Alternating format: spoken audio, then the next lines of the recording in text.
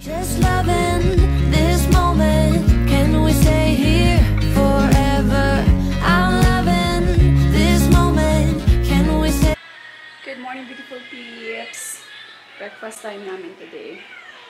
Today is Monday. Ang daming lamok today. Feeling ko kasi umulan kagabi. So kaya ang daming lamok. Okay. Hindi ako nagluto ng ng anything na sudan. Na ulam, ano lang kami. Ang ganito. Ano lang dito.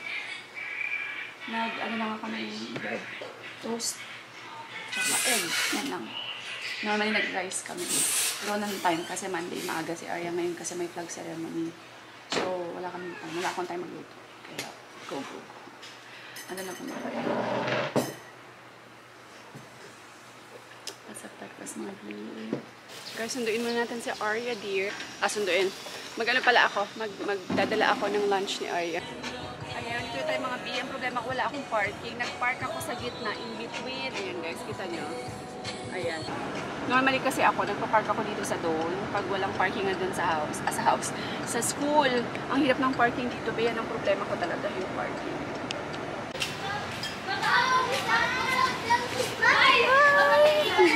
Okay, let's go. Take your water. You're hungry, see. When we wake, hear the birds and see the sun. Side by side, our fears are done. All the good times just begun.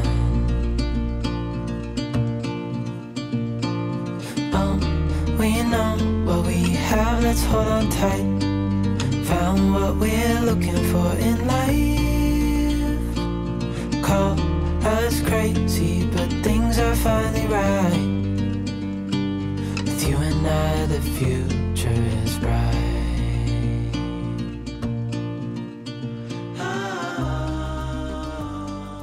You and I, we got.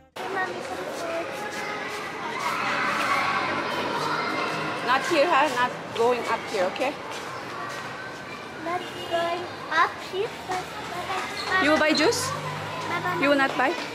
I'll buy later. Later na lang? Okay, bye-bye. Bye-bye. Ganyan ko saan ako nakapark, guys. May gulay, galing, diba? Sa harap naman, actually, ito ng school yung ginagawa nilang daan. So,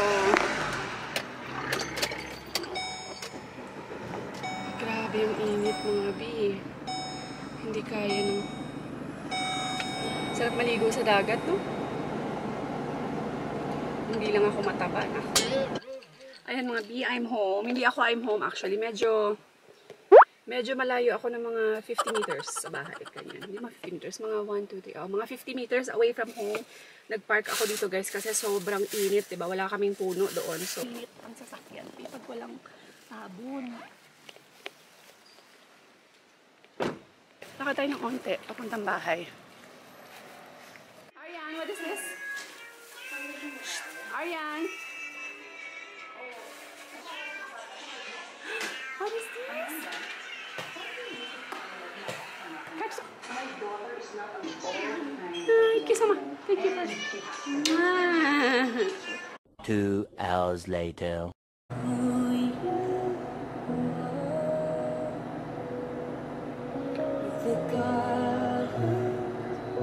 Ang ganda ng guys, ang ganda ng song. Now, kasi birthday ni Alp today, diba? Hindi ko nasabi kay Arya. Kasi lalagnatin yun, guys. Lalagnatin yun si Arya pag nalaman. Any birthday, any, surprises, chuchu, nilalagnat yan si Arya. Kaya hindi ko siya sinabihan. So, ano muna ako? Drop by muna tayo sa JNT kasi may i-drop lang ako mga things. And, gusto ko ng coffee. So, alam niyo ba guys, adik na adik ako ngayon sa coffee ng Dunkin. Yung ano lang nila, Spanish latte. Gusto ko talaga siya kasi ang tapang. Tapos at the same time, masarap yung pagkatamis niya. Tama lang, tama lang. Kasi mura pa. Kasi yung kung magkakape ka sa mga Starbucks chuchu na mga kapehan or mga coffee. Basta kung ano nung mga coffee shops. Mahal-mahal ba? Sobra 100 plus yung yung mga coffee. Eh, sa Dunkin, parang 85 pesos, may kape ka na. Diba? So, ayan, let's go. Kape muna tayo. Wala ko ng kape, tsaka donut. Then, let's go to Arya. What's up, Madlang Feps? Ayan, nakauwi na ako. Hindi na ako nakapag-vlog, guys. Kasi lobat ako. Tapos sobrang alam nyo, pag nagde-drive. Grabe yung stress dito sa Iloilo ng driving. Sobrang traffic, sobrang... Ano yun, takbo ko dito, takbo doon. Kasi pinick up ko si Arya. Tapos bumili ako ng cake. Tapos naganap ako ng gift para kay Alp.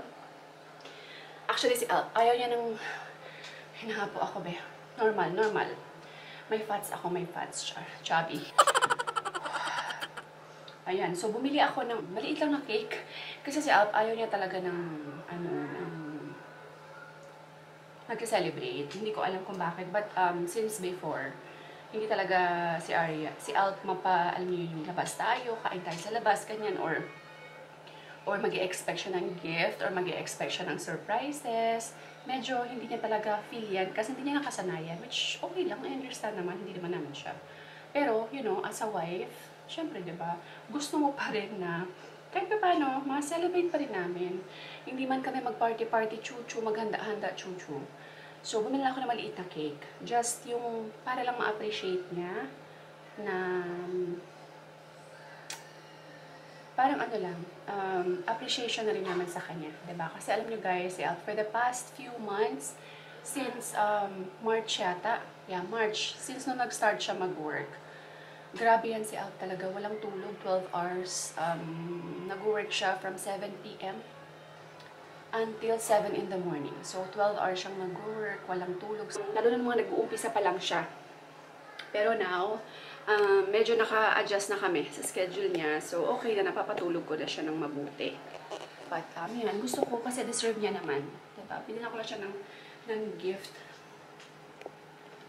Tapos, binilahan ko rin siya ng gift kasi, since dumating kami dito, hindi ko nabilahan man lang yan ng maayos na mahilig kasi si Alp sa polo shirt. Ayan din yung pinapang church niya. So, wala siyang bago man lang na guys, na pang kahit na polo shirt, ganyan. So, lahat talaga. Sobrang lahat ng mga gamit ni Alp. Since dumating pa kami dito. So, binilan ko siya ng polo shirt. So, ayan. Pero okay lang naman siya. Ano bang brand yun? Nakalimutan ko. Anyway. So, yung binili ko sa kanya. Kasi wala din siyang, you know, parang pang lakad-lakad niya man lang na maayos. So, ayan yung gift ko sa kanya. And then, ayan, happy birthday lang kami mamaya pagising niya kasi tulog pa yan siya. 6:30 na pagising niya, nakandahan namin siya. And then, kasi dapat kasama namin si Papa mag-happy birthday kay Alp. Kaya lang si Papa pala, alas 2 pa darating ng madaling araw.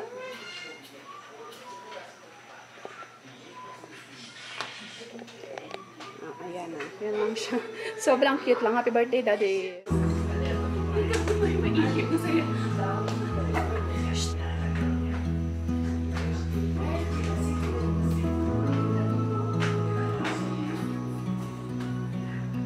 Happy birthday, Daddy! Daddy! Happy birthday! Happy birthday, Daddy! Oh. Surprise! 1, 2, 3. One more. Yay!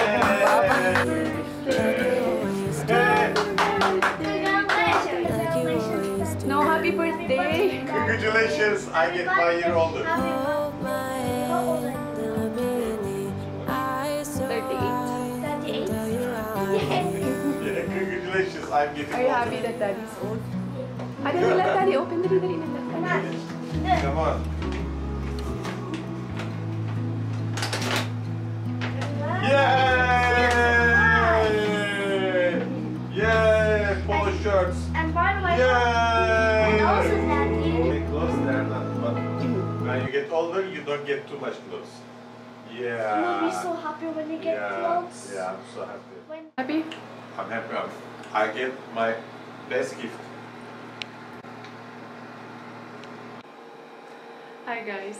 So tapos na yung birthday ni Al. Nang tawag dito. Ayan, simple lang. Ganyan lang talaga kami guys. Sobrang simple lang kami mag-celebrate. Hindi kami lumalabas, hindi kami kumakain sa labas. Yung birthday ko lang kasi, yung birthday ko, diba, nag-hotel kami. Kasi we were invited. Ano yun siya, parang ex-deal kumbaga, ganun pa dito. Okay na yan, happy na si Al. Hindi naman kasi siya sanay nga, di ba? Sabi ko sa hindi siya sanay ng mga party-party rin. Kasi ganyan naman talaga, di ba, sa mga lalaki, mga husband dear, hindi sila sanay hindi sila naghihingi ba ng malakihang party or ng celebration or anything. Hindi ko lang alam sa inyo ha. But ganyan si Al, kasi yun yung nakasanayan niya. Anyway, alam niyo ba? Gusto ko lang i-share for the past few weeks, sobrang down ako. Hindi ko alam kung bakit. Sobrang, sa totoo lang, na-miss ko talaga yung Turkey, guys. Sobrang, alam ni Alp yan, bigla akong, kasi nanonood ako ng Turkish series nowadays. So, dahil sa series na yan, syempre may mga lugar sa Turkey na pinapakita, diba? Yung mga food, ganyan, nakakamiss. Sobrang na-miss ko talaga ang Turkey. Lahat, yung atmosphere niya, yung surroundings, yung food, yung sobrang tahimik. Yung sabi ko sa inyo, kahit pag sisneeze, pag-hatching ng kapitbahay, maririnig mo, ganun katahimik. Yung mga ibon lang yung maririnig mo. As in, sobrang peaceful. Ang tahimik talaga ng place. Tapos, sobrang boring talaga, pe. As in, sobrang boring. Pag wala ka sa Istanbul, kasi kami sa Antalya kami, mas tumaga, diba? Sobra talagang kung iisipin mo, napaka-boring ng lugar mo. Pero, napaka-peaceful niya pala. Napaka-ano niya, yung may mo lang marirealize yung difference. Ngayon ko lang siya na-miss ng ganito. Actually, si Alp, hindi niya na-miss. Totoo lang, hindi. Sabi niya, no, thank you. Gumaganon yan siya. Kasi, happy siya dito. Okay na siya dito sa Philippines. Kontento na siya. Iba daw kasi talaga yung spirit ng Philippines. Sa Philippines. Tapos, kasi nga wala rin siya doon masyadong relatives. Yung nanay niya lang din, tsaka yung kapatid niya. So, sawa na daw siya doon, kumbaga. So, ako, kung pwede lang na ganun lang kadali bumalik. Talaga. Gusto ko lang bakasyon talaga. Miss na miss ko lang talaga kasi siya. Ayoko naman bumalik na honestly sa ngayon. Ayoko nung bumalik muna na for good sa Turkey. Kasi sobrang grabe na rin yung inflation sa Turkey na. Grabe talaga. Kung alam nyo lang, anyway, yun lang. Basta gusto ko talaga kahit makapag-bakasyon man lang. But it's not yet the right time for us. And, ayan. In God's perfect time, makakabalik din kami. Gusto ko talaga rin din sila Arya, tsaka sila Aryan. Si Aryan kasi, baby pa talaga siya nung umalis. Hindi niya pa na-appreciate, hindi niya na maalala yung Turkey for sure. So, syempre gusto ko rin makita sila ng lola nila, diba? Doon sa Turkey. So, yun ang share ko lang. Sobrang down kasi talaga ako, guys. I don't know why, but I really miss Turkey. And happy birthday again to Daddy. So, yun lang, guys. End ko na itong vlog, ha? Thank you all so much for watching. Follow nyo ako, guys, sa TikTok. Sa may mga TikTok dyan, ha? Amerikanang Hilaw pa rin, of course, ang aking TikTok account. Ganun din sa Facebook page. So, yeah. Anyway, so, end na itong vlog. Thank you all so much. God bless everyone. Stay positive all the time, and we will see you next time. Bye. Just loving